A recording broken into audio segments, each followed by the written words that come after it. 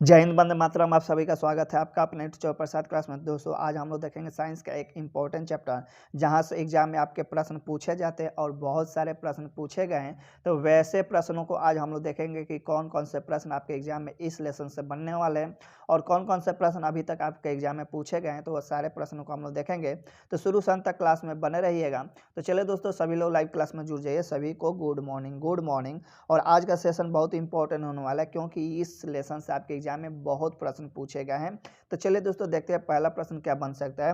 Hydrogen से भरे हुए गुब्बारे को पृथ्वी से छोड़ने पर गुब्बारे में क्या परिवर्तन होगा। ये भी प्रश्न आपके एग्जाम में पूछा गया है, रेलवे में पूछा गया है। हाइड्रोजन से भरे हुए गुब्बारे को पृथ्वी से छोड़ने पर गुब्बारे में क्या परिवर्तन होगा। तो गुब्बारे के में वृद्धि होगी। ठीक, अब देखिए दोस्तों, अगला प्रश्न बन सकता है, तेज हवा वाली रात्रि में ओस नहीं बनने का क्या कारण है। यह भी प्रश्न एग्जाम में कई बार पूछा गया है कि तेज हवा वाली रात्रि में ओस नहीं बनने का क्या कारण है। तो वाष्पीकरण की दर का तेज हो जाता है। जो वाष्पीकरण होता है ना, उसका कार्य क्या होता है, तेज हो जाता है।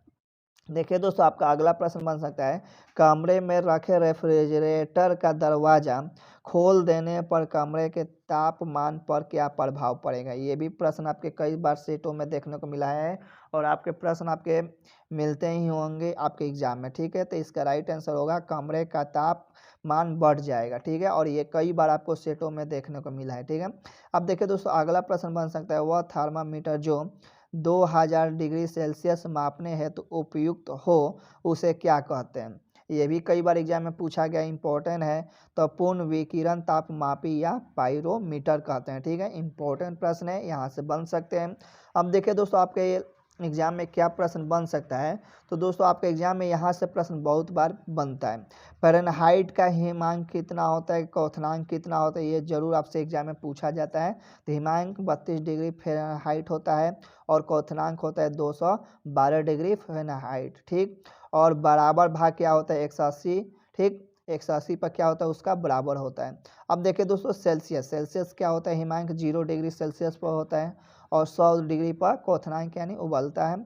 और बराबर कब होता है, तो 100 पे होता है। ठीक है, अब ये भी प्रश्न पूछा जाता है, केल्विन में भी प्रश्न पूछा जाता है कि हिमांक कितने डिग्री पर होता है। तो 273 केल्विन पर हिमांक होता है। और क्वथनांक की भी बात पूछी जाती है केल्विन में, तो 373 केल्विन पर होता है। ये प्रश्न आपके एग्जाम में बनते हैं और ये तीनों प्रश्न कई बार आपके एग्जामों में पूछे गए हैं। और यहाँ से 3 और 3 6 प्रश्न बन सकते हैं और 6 और 3 9 प्रश्न बन सकते हैं और 9 प्रश्न आपके एग्जाम में पूछे गए हैं। तो ये क्लास भी आपके लिए इंपॉर्टेंट है, ये प्रश्न भी आपके लिए इंपॉर्टेंट है। चलिए दोस्तों, अगला प्रश्न देखते हैं क्या प्रश्न बन सकता है आपके एग्जाम के व्यू से। देखिए दोस्तों, अगला प्रश्न बन सकता है कि परम शून्य ताप से क्या तात्पर्य है। यह भी प्रश्न आपके एग्जाम में पूछे गए हैं, कई बार, बहुत बार पूछे गए हैं। अब देखिए दोस्तों, अगला प्रश्न बन सकता है कि स्वचालित इंजनों में हिमरोधी के रूप में किस पदार्थ का प्रयोग किया जाता है। ये भी इंपॉर्टेंट प्रश्न है। एथिलीन का प्रयोग किया जाता है, कई बार ये एग्जाम में पूछा भी गया है। अब देखिए दोस्तों, अगला प्रश्न बन सकता है, जब बर्फ पिघलती है तब उसके आयतन पर क्या प्रभाव पड़ता है। यह भी प्रश्न कई बार पूछा गया एग्जाम में। जब बर्फ पिघलती है तब उसके आयतन पर क्या प्रभाव पड़ता है। तो आयतन घट जाता है। बर्फ जब पिघलेगा तो उसका आयतन क्या होगा, घट जाएगा। ये प्रश्न आपके एग्जाम में कई बार पूछे गए। अब देखिए दोस्तों, अगला प्रश्न बन सकता है कि थर्मोस्टेट यंत्र का संबंध ताप क्रम से है। और ये प्रश्न पूछा भी जाता है कि थर्मोस्टेट यंत्र का संबंध किससे है। तो तापक्रम से है, जिसका उपयोग किसी नियंत्रक का दाब स्वनियंत्रित करना है। ठीक है, ये इंपॉर्टेंट है प्रश्न, यहाँ से प्रश्न आपके एग्जाम में बन सकते हैं और कई बार पूछे भी गए। अब देखिए दोस्तों, अगला प्रश्न जो बन सकता है आपके एग्जाम के लिए इस लेसन से, तो दोस्तों आपका प्रश्न बन सकता है, रेफ्रिजरेटर में थर्मोस्टेट का प्रमुख कार्य है। इसका राइट आंसर क्या होगा। तो एक समान तापमान को बनाए रखना होता है। और एग्जाम में पूछा जाता है कि रेफ्रिजरेटर में थर्मोस्टेट का क्या कार्य होता है। ये प्रश्न आपके एग्जाम में पूछा गया है और आपके सेट में भी मिल जाएगा। अब देखिए दोस्तों, अगला प्रश्न बन सकता है, रेफ्रिजरेटर में खाद्य पदार्थों को ताज़ा रखने हेतु कितना तापमान आवश्यक है। जो मैं सेट कराया था उस सेट में ये प्रश्न आपको मिला भी था और मैं आपसे बोला भी था कि आप सबके लिए इम्पोर्टेंट प्रश्न है और आपके एग्जाम में पूछा जाता है। देख लीजिए यहाँ पे 4 डिग्री सेल्सियस होता है और ये प्रश्न इंपॉर्टेंट है आप सबके लिए, एकदम ध्यान में रखना है। जो नहीं याद है उसको नोट्स बना लो, क्योंकि आपको सिलेक्शन लेना है। अब देखिए दोस्तों, अगला प्रश्न क्या बन सकता है इस लेसन से कि स्वास्थ्य मनुष्य के शरीर का सामान्य तापमान कितना होता है। कभी केल्विन में पूछता है, कभी फ़ारेनहाइट में पूछता है। इन सारी बातों पर आपको ध्यान देना है, इंपॉर्टेंट है। बहुत बार आपके एग्जाम में प्रश्न पूछा गया है और कई बार पूछा भी गया है। ये प्रश्न कितना होता है तो 37 डिग्री सेल्सियस और 310 केल्विन होता है। अब देखिए दोस्तों, अगला प्रश्न बन सकता है कि उबलते जल की तुलना में भाप से हाथ अधिक जलता है। ये भी कई बार प्रश्न पूछा गया, इंपॉर्टेंट है कि उबलते जल की तुलना में भाप से हाथ अधिक जलता है, इसका क्या कारण है। तो भाप में गुप्त ऊष्मा होता है। भाप में कौन सा ऊष्मा होता है, गुप्त ऊष्मा होता है। ये भी प्रश्न आपके एग्जाम में पूछे जाते हैं, ठीक है। अब देखिए दोस्तों, अगला प्रश्न बन सकता है इस लेसन से आपके एग्जाम में कि पानी में साधारण नमक मिलाने पर पानी का क्वथनांक बिंदु बढ़ जाएगा तथा हिमांक बिंदु घट जाएगा। ये भी प्रश्न इंपॉर्टेंट है, कई बार पूछा गया है। अगर पानी में हम नमक मिलाते हैं, साधारण नमक मिलाने पर उसका क्वथनांक बिंदु क्या होता है, बढ़ जाता है, लेकिन हिमांक बिंदु क्या होता है, उसका घट जाता है। ये भी आपको ध्यान में रखना और आपके एग्जाम में कई बार प्रश्न पूछा भी गया है। अब देखिए दोस्तों, अगला प्रश्न बन सकता है कि सेंटीग्रेड एवं फ़ारेनहाइट तापक्रम कितने डिग्री पर एक समान रहते हैं। ये भी आपको सेट में देखने को मिला होगा और कई बार आपके सेट में भी देखने को मिला है। तो 40 डिग्री सेल्सियस है, इंपॉर्टेंट प्रश्न है, कई बार एग्जाम में पूछा गया प्रश्न है। अब देखिए दोस्तों, अगला प्रश्न जो बन सकता है, शीशे की छड़ जब भाप में रखी जाती है तो इसकी लंबाई पर क्या प्रभाव पड़ता है। ये भी इंपॉर्टेंट प्रश्न है, कई बार एग्जाम में पूछा गया, आपके सेट में भी मिल जाएगा। तो लंबाई बढ़ जाती है। अब देखिए दोस्तों, जो भी प्रश्न आपके बनने वाले हैं आपके एग्जाम में इस लेसन से, तो दोस्तों वो भी प्रश्न आपके इंपॉर्टेंट ही बनने वाले हैं। सर्दियों में लोहे के टुकड़े और लकड़ी के टुकड़े को छूने पर लोहे पर टुकड़ा ठंडा क्यों लगता है। लकड़ी की तुलना में लोहा ऊष्म का अधिक सुचालक होता है। ये भी प्रश्न आपके एग्जाम में पूछे जाते हैं कि सर्दियों में लोहे के टुकड़े और लकड़ियों के टुकड़े को छूने पर लोहे का टुकड़ा ठंडा क्यों लगता है, जबकि लकड़ी का टुकड़ा ठंडा नहीं लगता है। ये भी प्रश्न आपके एग्जाम में बनना है और पूछा भी गया है, ठीक। अब देखिए दोस्तों, अगला प्रश्न जो बन सकता है आपके एग्जाम में यहाँ से, यदि वायु का तापमान बढ़ता है तो उसकी जल वाष्प ग्रहण करने की क्षमता पर क्या प्रभाव पड़ता है, तो बढ़ता है, ठीक। अब देखिए दोस्तों, अगला जो प्रश्न बनेगा आपके लेसन से, इस लेसन से आपके एग्जाम के व्यू से, तो दोस्तों ये प्रश्न बन सकता है, पदार्थ की ऊष्माधारिता किस पर निर्भर करती है। ये भी प्रश्न आपके एग्जाम में बना हुआ है, पूछा भी गया है। पदार्थ की ऊष्माधारिता किस पर निर्भर करती है, तो पदार्थ की विशिष्ट ऊष्मा पर करती है। इंपॉर्टेंट प्रश्न है, बनना है और आपके एग्जाम में पूछा भी गया है। अब देखिए दोस्तों, आपके एग्जाम के लिए क्या बन सकता है, साफ मेघ रहित रातों की तुलना में मेघाच्छादित रातें अपेक्षाकृत अधिक गर्म होती है, क्योंकि बादल पृथ्वी तथा हवा से ऊष्मा के विकिरण को रोकता है, ठीक। इसी के कारण होती है, ठीक है। इम्पोर्टेंट है, यहाँ से प्रश्न बन सकते हैं। अब देखिए दोस्तों, अगला प्रश्न जो बनेगा यहाँ से आपके एग्जाम में कि जब जल को 0 डिग्री सेल्सियस से 10 डिग्री सेल्सियस तक गर्म किया जाता है तब इसके आयतन पर क्या प्रभाव पड़ेगा। ये भी प्रश्न कई बार पूछा गया, रेलवे में तो ये पूछा ही गया और ग्रुप डी में पूछा गया, एनटीपीसी में पूछा गया। पहले घटता है फिर उसके बाद इसका बढ़ता है, ठीक है। ये प्रश्न आपके एग्जाम में बना है और पूछा भी गया है। अब देखिए दोस्तों, अगला प्रश्न जो बन सकता है आपके एग्जाम के व्यू से, इस लेसन से बन सकता है कि दाब बढ़ने पर जल के क्वथनांक पर क्या प्रभाव पड़ता है। ये भी प्रश्न पूछा गया है, दाब बढ़ने पर जल के क्वथनांक पर क्या प्रभाव पड़ेगा, तो जल का क्वथनांक बढ़ेगा। दाब बढ़ने पर जल के क्वथनांक के पर क्या प्रभाव पड़ेगा, तो जल का क्वथनांक बढ़ेगा, ठीक। ये भी एग्जाम में पूछा गया। अब देखिए दोस्तों, अगला प्रश्न बन सकता है, गर्मी के दिनों में किस प्रकार के छत्ते का प्रयोग किया जाता है। ये भी आपको तो पता ही होगा, गर्मी के दिनों में किस प्रकार के छाते का प्रयोग किया जाता है, तो ऊपर सफ़ेद नीचे काले, ठीक। लेकिन हम लोग अक्सर क्या होते हैं, ऊपर काला होता है या नीचे सफ़ेद होता है, ठीक। उल्टा ही छाता का इस्तेमाल करते हैं, ठीक। तो इस बात पे ध्यान दीजिएगा, आपको गर्मी नहीं लगेगी। अब देखिए दोस्तों, अगला प्रश्न होता है, क्या एग्जाम में बनता है कि रेल की 2 पटरियों जोड़ते समय मध्य में जगह क्यों छोड़ी जाती है। तो ये भी प्रश्न आपके एग्जाम में पूछा गया और सेट में भी आपको मिला है। पटरियों को ऊष्मीय प्रसार के लिए स्थान रखने के लिए, जैसे मान लीजिए आप ध्यान दिए होंगे, दो पटरी जोड़ा जाता है, उसके पटरी के दो जो अब जहाँ ज्वाइंट होता है वहाँ पर थोड़ा सा खाली स्थान होता है। ठीक क्यों होता है? क्योंकि गर्मियों के समय में जो होता है ना वो आपस में सट जाते हैं, यानी कि वो थोड़ा लंबे हो जाते हैं, इस कारण से छोड़े जाते हैं। अब देखेंगे भी होंगे। अब देखिए दोस्तों, अगला प्रश्न होता है कि प्रेशर कुकर के अंदर का उच्चतम तापमान निर्भर करता है। ये भी प्रश्न आपके एग्जाम में पूछा गया है। प्रेशर कुकर के अंदर का उच्चतम तापमान निर्भर करता है ऊपर के छेद के क्षेत्रफल एवं उस पर रखे गए वजन पर। ठीक है, ये भी निर्भर करता है। देखिए दोस्तों, अगला जो प्रश्न बन सकता है आपके एग्जाम में इस लेसन से कि कमरे में लगा हुआ वातानुकूलक किसे नियंत्रित करता है। ये भी प्रश्न एग्जाम में पूछा गया है कि कमरे में लगा हुआ वातानुकूलक किसे नियंत्रण करता है, तो आर्द्रता एवं तापक्रम को नियंत्रण करता है। ठीक है, ये प्रश्न बना है। अब देखिए दोस्तों, चालन के अनुप्रयोग। चालन का अनुप्रयोग, शीत ऋतु में लकड़ी और लोहे का ताप समान होने पर भी लोहे की कुर्सी अधिक ठंडी लगती है।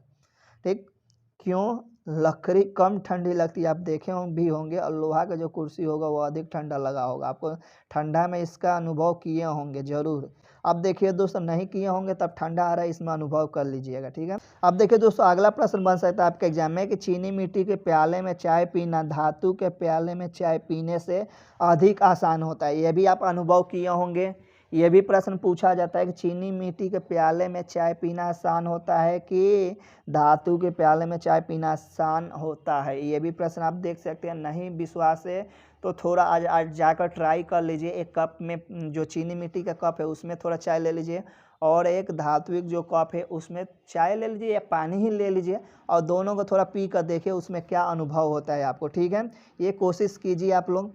अब चलिए दोस्तों, अगला जो प्रश्न क्या बन सकता है इस लेसन से आपके एग्जाम में। अब देखिए दोस्तों, अगला प्रश्न जो बन सकता है इस लेसन से कि डेजर्ट कूलर द्वारा शीतलन किस सिद्धांत के आधार पर कार्य करता है।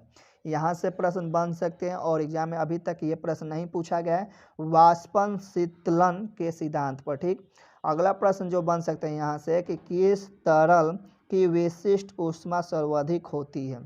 ये भी प्रश्न एग्जाम में ये तो पूछा गया है, इंपॉर्टेंट है, जल। ठीक है, अब देखिए दोस्तों, अगला प्रश्न बन सकता है पसीने की हमारे शरीर में क्या भूमिका है। पसीने की हमारे शरीर में क्या भूमिका है, इंपॉर्टेंट है, कई बार पूछा भी गया है। यह शरीर का ताप नियंत्रित रखने में सहायता है। ठीक है, यहाँ से प्रश्न बने हैं और ये पूछे गए भी हैं। अब देखिए दोस्तों, अगला प्रश्न बन सकता है कि गर्म मौसम में पंखा चलने से आराम क्यों महसूस होता है। गर्म मौसम में पंखा चलने से आराम क्यों महसूस होता है, तो हमारा पसीना तेजी से वाष्पीकृत होता है, इसी के कारण महसूस होता है भाई। अब देखिए दोस्तों, अगला प्रश्न बन सकता है मिट्टी के घड़े में जल क्यों ठंडा रहता है। ये इम्पोर्टेंट है और आप लोगों ने अनुभव किया भी होंगे और आप लोग इसका प्रयोग किए भी होंगे। क्यों होता है, तो वाष्पीकरण के कारण। क्योंकि जो मिट्टी की घड़ा होता है अगर उसको हम बनाते हैं तो उसमें बारीक, इतना बारीक होता है छेद कि आप देख नहीं सकते। ठीक है, और इसमें क्या होता है, वाष्पीकरण के कारण होता है। जो पानी होता है वो एकदम ठंडा रहता है, और सबसे अच्छा पानी है फ्रिज के ठंडा पानी पीने से अच्छा है मटका का ठंडा पानी पीजिए। अब देखिए दोस्तों, अगला प्रश्न जो बन सकता है आपके एग्जाम में कि थर्मस बोतल में पेय पदार्थ को कुछ समय तक उसी ताप पर रखने के लिए उसकी दीवारों पर किस पदार्थ की परत लगाई जाती है। ये प्रश्न आपके एग्जाम में पूछे गए हैं, रेलवे में पूछे गए हैं, और इम्पोर्टेंट प्रश्न है, कई बार पूछा गया है। तो रजत परत लगाया जाता है, ये एकदम एग्जाम में पूछा गया और आपके ग्रुप डी में पूछा गया। अगला प्रश्न बन सकता है प्रेशर कुकर में खाना जल्दी क्यों पक जाता है। ये भी आपके एग्जाम में पूछा गया है, और प्रेशर कुकर में लोग अधिकतर चाहते हैं कि खाना बना दे, चावल बैठा दे और इधर घूमते रहें, चावल बन जाएगा, अपना काम हो जाएगा। तो क्योंकि दाब बढ़ने पर पानी का क्वथनांक भी बढ़ जाता है, इस कारण उसमें खाना जल्दी से पक जाता है। ठीक है, अगला प्रश्न बन सकता है ऊष्मा किसका उदाहरण है। ये भी प्रश्न आपके एग्जाम में पूछा गया है कि ऊष्मा किसका उदाहरण है, तो ऊर्जा का उदाहरण है। अब देखिए दोस्तों अगला प्रश्न यहाँ से बन सकता है और पूछा भी गया है, सीटी स्कैन करने में कौन सी किरणें प्रयोग की जाती है। इंपॉर्टेंट है, कई बार एग्जाम में ये पूछा गया है, तो एक्स किरणें, ठीक है, एक्स किरणें का प्रयोग किया जाता है। अब देखिए दोस्तों अगला प्रश्न बन सकता है इस लेसन से कि आदर्श गैस की आंतरिक ऊर्जा किस राशि पर निर्भर करती है। आदर्श गैस की आंतरिक ऊर्जा किस राशि पर निर्भर करती है, तो केवल ताप पर निर्भर करती है। इंपॉर्टेंट है, कई बार पूछा भी गया। अब देखिए दोस्तों अगला प्रश्न बन सकता है, बर्फ का अपने गलनांक पर पिघलना किस प्रक्रम का उदाहरण है, तो समतापी प्रक्रम का, ठीक है। देखिए दोस्तों अगला प्रश्न जो बन सकता है, निम्न तापी में उत्पन्न निम्न ताप कैसे प्राप्त करते हैं। ये प्रश्न अभी तक आपके एग्जाम में नहीं पूछे गए हैं अभी तक, ठीक है। अब देखिए दोस्तों अगला जो प्रश्न बन सकता है, 1 किलो कैलोरी ऊष्मा कितने जूल के बराबर होता है। ये प्रश्न पूछा गया और इस प्रश्न को आप लोग एकदम नोट्स में लिख लीजिएगा, नहीं याद होगा तो, क्योंकि एग्जाम में कई बार पूछा गया है। 4.18 गुना 10 के पावर 3 जूल के कार्य के तुलना में होता है, ठीक है, तुल्य होता है। देखिए दोस्तों आपके एग्जाम में आप अगला प्रश्न बन सकता है, सूर्य की ऊष्मा पृथ्वी तक विकिरण के रूप में पहुंचती है। ये भी प्रश्न आपके एग्जाम में पूछा गया है कि सूर्य की जो ऊष्मा होती है पृथ्वी तक किस माध्यम से पहुंचती है, तो विकिरण के माध्यम से पहुंचती है।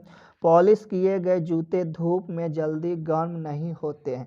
ये अनुभव किए हैं आप लोग, पॉलिश को के थोड़ा जूता को धूप में रख कर देखिए तो वह जल्दी गर्म होता है, या बिना पॉलिश वाला जल्दी गर्म होता है। ये प्रयोग किए हैं आप लोग कभी, देखिएगा। अब देखिए दोस्तों अगला प्रश्न बन सकता है, जल का घनत्व किस ताप पर अधिकतम होता है। तो जल का ये भी प्रश्न आपके सेट में मिला है, कई बार सेटों में मैंने कराया है और इस प्रश्न को आपको देखने को मिला भी होगा, 4 डिग्री सेल्सियस। ऊष्मा गतिकी का प्रथम नियम किस अवधारणा की पुष्टि करता है। तो ये प्रश्न भी आपके एग्जाम में पूछे जा सकते हैं और कई बार पूछा गया है, ऊर्जा संरक्षण, ठीक है। अब देखते हैं दोस्तों अगला क्या प्रश्न बनने वाला आपके एग्जाम में इस लेसन से, कि जब किसी कांच की बोतल में पानी भरा जाता है और उसे बंद करके जमने दिया जाता है तो बोतल टूट जाती है, क्यों।